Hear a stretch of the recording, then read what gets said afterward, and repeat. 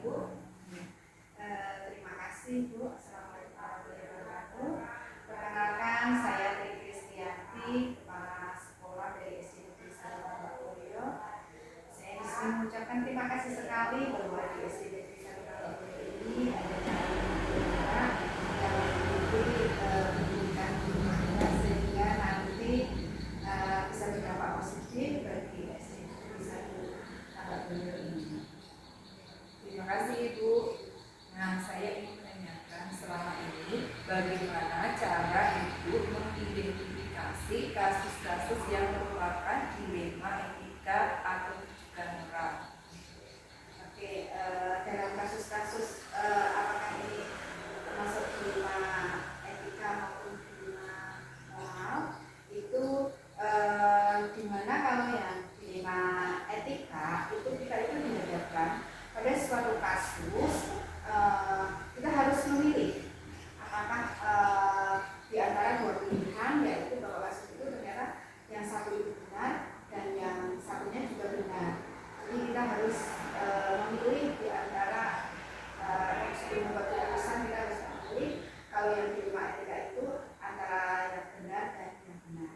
Sedangkan untuk yang dilema moral ya, itu kita dihadapkan pada suatu kasus di mana situasinya kita harus memilih yang satu ini benar dan yang satunya itu salah. Itu kalau saya identifikasi. Jadi nanti kalau yang dilema etika itu benar dengan benar, yang moral itu salah benar dengan salah. Oke, baik Bu. Untuk pertanyaan kedua, bagaimana cara Ibu memutuskan suatu permasalahan ketika permasalahan itu sama-sama benar atau sama-sama bernilai kebajikan? Bagaimana cara mengambil keputusannya? Oke, caranya yaitu yang pertama kita harus mengidentifikasi masalah dulu. Masalahnya itu seperti apa? Apakah terus nanti yang kedua yaitu melihat siapa saja yang terlibat dalam kasus tersebut atau dalam masalah tersebut. Kemudian mencarikan fakta-fakta yang ada tentang informasi-informasi kita kumpulkan. Setelah itu kemudian kita bersama-sama bermusyawarah untuk mencari solusi. Nanti ada solusi, kemudian kita ambil dari yang terbaik. Baik Bu, untuk pertanyaan yang kedua Bu, yang selama ini langkah-langkah atau prosedur seperti apa yang biasa dilakukan dalam pengambilan keputusan? Saya mengambil langkah-langkah dengan 9 langkah dalam pengambilan keputusan, bagaimana kita mengidentifikasi masalah. Yang kedua yaitu cara mengidentifikasi itu di situ ada kita mencari masalahnya seperti apa. Setelah itu menentukan siapa-siapa saja yang terlibat, dan setelah siapa-siapa yang terlibat kita menggunakan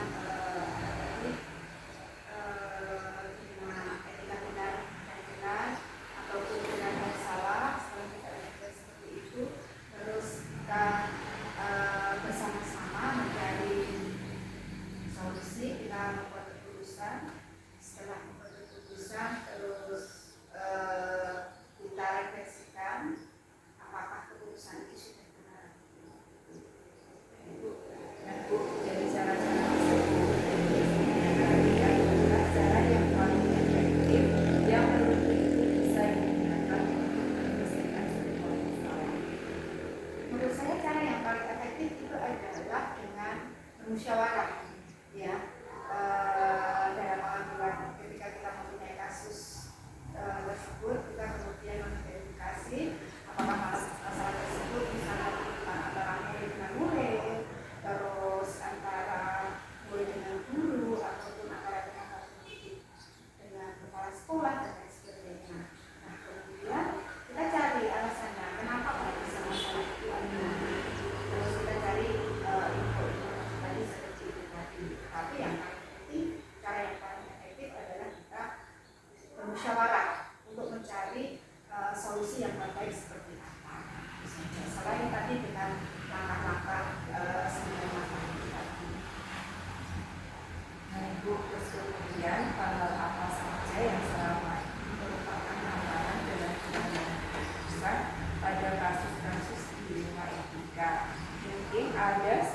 kasus yang sulit untuk dipecahkan. Seperti apakah itu tantangannya itu?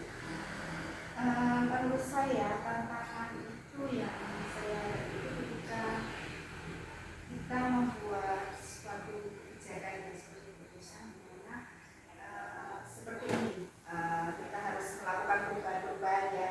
Dari kemarin itu pembelajaran yang berpusat pada guru, sekarang kita harus berpusat pada murid. Kita harus melakukan merubah mindset kita. Untuk mengajak pada guru-guru ini, seperti yang saya alami, itu kita berkenaan dari yang guru yang senior, itu biasanya mindsetnya kan masih belum berubah, masih sulit sekali untuk diajak untuk di situ. Terkadang kita juga, apakah saya urusan saya untuk mengajak seperti itu sudah benar atau belum, atau benar atau salah atau tidak, itu terkadang kita tantangannya di situ. Jadi nanti ketika kita sudah membuat keputusan terus istilahnya blunder, nah, mereka tidak terima seperti itu.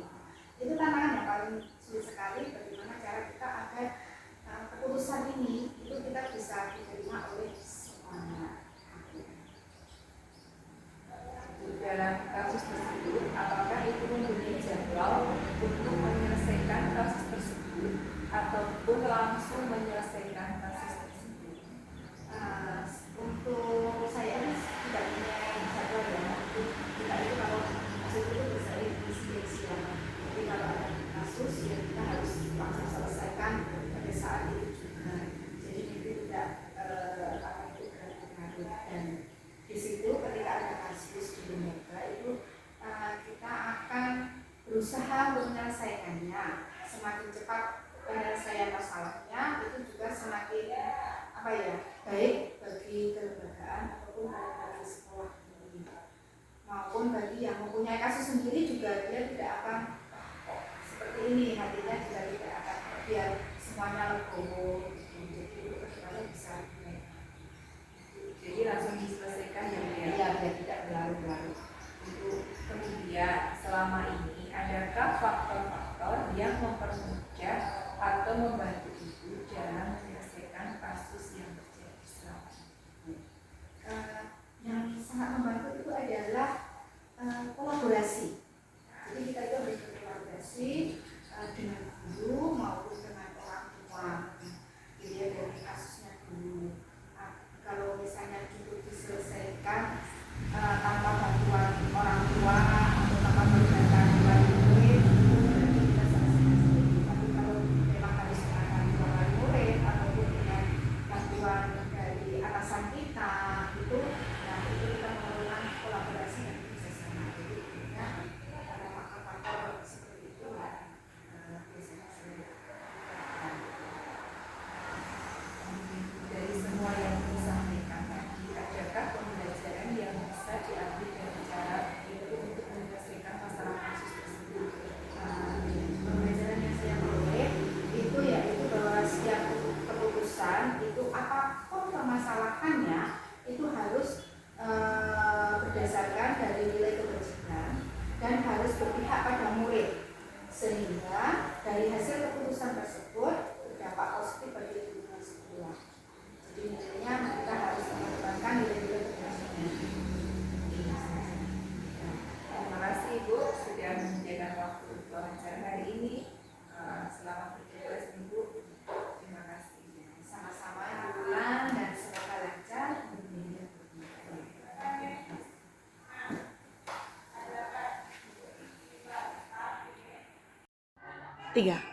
Selamat pagi Bu. Seperti janji kita kemarin, saya akan mewawancarai Ibu tentang pengambilan keputusan berdasarkan kebijakan universal. Boleh perkenalkan secara singkat tentang Ibu? Terima kasih Bulan. Perkenalkan, nama saya Watina dari Kepala Sekolah Desa Kesehatan Kecamatan Medan.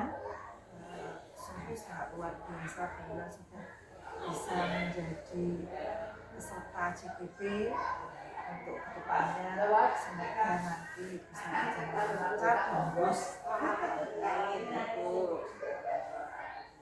Terima Nah, saya ingin menanyakan selama ini bagaimana cara Ibu mengidentifikasi kasus-kasus yang merupakan dilema etika atau rujukan moral.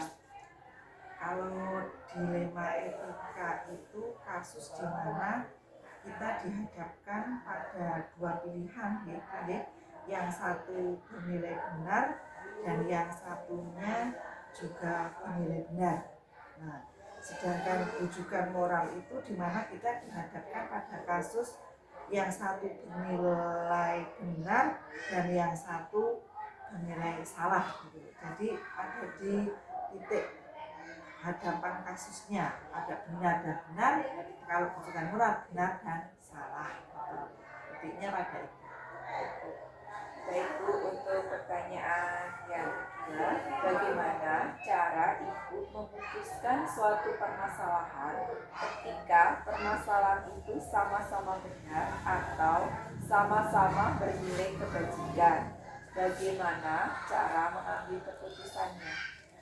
Cara mengambil keputusannya itu yang pertama adalah mengidentifikasi masalah. Jadi masalah yang dihadapi itu apa, kita identifikasi terlebih dahulu. Kemudian nanti setelah kita mengidentifikasi masalah tersebut dengan siapa yang akan kita hadapi, melihat siapa yang mempunyai masalah tersebut, kemudian mencari solusinya. Nah, dari beberapa solusi diambil yang terbaik untuk kasus tersebut maupun untuk lembaganya. Jadi diidentifikasi dulu siapa yang menjadi mengalami kasusnya, kemudian diambil solusi. Baik Bu, selanjutnya Bu, langkah-langkah atau prosedur seperti apa yang biasa Ibu lakukan dalam pengambilan keputusan? Yang pertama itu tadi kan mengidentifikasi di sisi itu kita cari penyebabnya, penyebab dari masalah itu apa. Setelah penyebabnya tahu, kita jadi tahu bagaimana kita nanti akan menentukan solusi tersebut. Itu ya, sesuai dengan fakta dan permasalahan yang dihadapi. Nah Bu, dari cara tersebut, adakah yang paling efektif yang menurut Ibu bisa digunakan untuk menyelesaikan masalah tersebut? Yang paling efektif menurut saya itu adalah musyawarah. Jadi dengan adanya kita musyawarah untuk mengidentifikasi masalah tersebut, maka hubungan antara yang punya kasus, kalau di sini misal murid dengan murid atau pendidik dengan pendidik, itu nanti kemudian alasannya itu akan terungkap dan solusinya juga akan mendapatkan sebuah keputusan yang menguntungkan. Ibu, selanjutnya Ibu, hal-hal apa saja yang selama ini merupakan tantangan dalam pengambilan keputusan pada kasus-kasus dilema etika? Mungkin ada suatu kasus yang sulit untuk dipecahkan. Seperti apa itu tantangannya tersebut? Sekarang ini kan banyak aturan-aturan baru ya Bu, ya, dari misal kalau yang ada di pembelajaran CPP itu bahwa sesuai KHD, filosofi KHD berpusat pada peserta didik ketika dalam pembelajaran. Tapi ketika kita menularkan atau memaparkan, menyampaikan kepada guru-guru yang ada di sekolah kita, kemudian tantangannya itu ada di cara pandang guru masing-masing. Ada yang sudah senior, untuk merubah mindsetnya itu agak sulit. Beda kalau yang masih baru, masih junior, itu kadang berpikirnya mau maju gitu. Jadi itu tantangan yang kami hadapi seperti itu. Selanjutnya Bu, dalam kasus tersebut Ibu, apakah Ibu mempunyai jadwal untuk menyelesaikan kasus tersebut ataukah langsung menyelesaikan kasus tersebut? Kalau saya itu tidak membuat jadwal, fleksibel saja sesuai kebutuhan. Ketika ada suatu masalah harus kita selesaikan, maka hari itu juga, mungkin waktu itu juga diselesaikan. Karena nanti kalau terlalu berlarut-larut, malah dapat menimbulkan masalah-masalah. Jadi langsung diselesaikan Ibu. Iya. Kemudian Bu, selama ini adakah faktor-faktor yang mempermudah atau membantu Ibu dalam menyelesaikan kasus-kasus yang terjadi selama ini? Ada yang membantu menyelesaikan kasus adalah dengan berkolaborasi dengan guru, berkolaborasi dengan orang tua, berkolaborasi dengan teman sejawat. Itu antara orang tua, guru, kemudian mungkin masyarakat di lingkungan sekitar yang mempunyai apa itu namanya simpati dengan pendidikan, itu nanti bisa memecahkan sebuah masalah dan membantu dalam kolaborasi. Dari semua yang Ibu sampaikan tadi, adakah pembelajaran yang bisa diambil dari cara Ibu menyelesaikan masalah kasus tadi? Pembelajaran yang saya peroleh bahwa setiap keputusan apapun itu permasalahannya harus berdasarkan nilai kebajikan dan harus berpihak pada murid. Jadi ada satu titik yang harus digarisbawahi, kemudian dari hasil keputusan tersebut berdampak positif bagi lingkungan. Terima kasih Ibu sudah menyediakan waktu wawancara hari ini. Terima kasih banyak Ibu dan selamat bertugas. Terima kasih juga sudah menggali untuk kita bisa saling sharing dan bertukar pengalaman. Terima kasih. Terima kasih. Sami-sami.